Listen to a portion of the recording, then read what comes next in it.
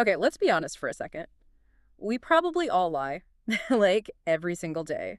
But maybe the lies that do the most damage aren't the ones we tell other people. Mm-hmm. It's the ones we tell ourselves, isn't it?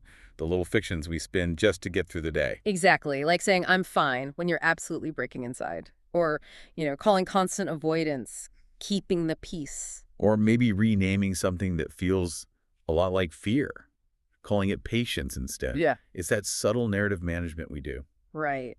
And that gap, the one between the cold, hard truth and that perspective story we tell ourselves, that's exactly what we want to dig into today. So if you're curious about why we do that, how those stories work, well, you're in the right place. Yeah, our goal here is to really unpack the psychology behind self-deception. We'll look at the actual costs, what the research says about living inside that illusion. And then we'll get into the courage it takes to actually face reality. Uh-huh. We're drawing on some classic psychology, a bit of modern neuroscience, and even some philosophy to explore this. And it's important to say this isn't just, pop psychology.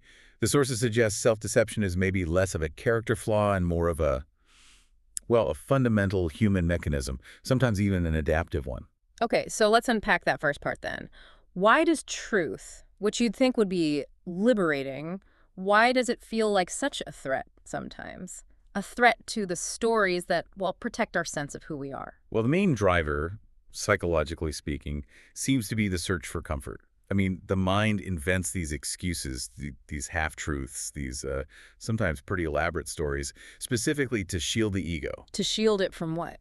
Pain? From emotional pain, yeah, or from Yeah. truths that just feel too inconvenient or maybe too destabilizing to deal with right now. It's basically a shield. Its first job is protection. Okay, so it's defensive, designed to keep things stable, to protect the self. That sounds a lot like Freud's ideas, right? His defense mechanisms. Absolutely. Freud talked about things like denial, just flat out refusing to accept reality or rationalization. Ah, rationalization, finding those logical sounding excuses for doing something that wasn't very logical at all. Precisely. And Freud saw these not as just like bad habits, but as active psychological maneuvers. Their specific job is to protect the ego when reality feels too painful or overwhelming. The mind's basically prioritizing immediate emotional safety over, well, accuracy. And the engine driving this day to day for most of us, that's cognitive dissonance, wouldn't you say? We feel it all the time. Oh, definitely. Dissonance is that really uncomfortable feeling you get when things just don't line up internally.